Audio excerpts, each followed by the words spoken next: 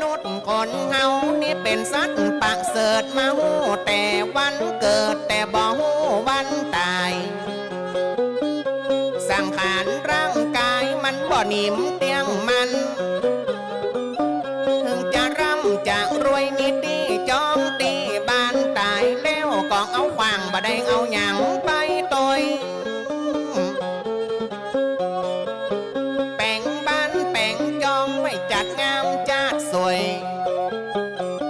ถึงจะร่ำจะรวยเอาไปตอยบ่ได้ยามเมื่อเฮาตายวามวายมอดมวย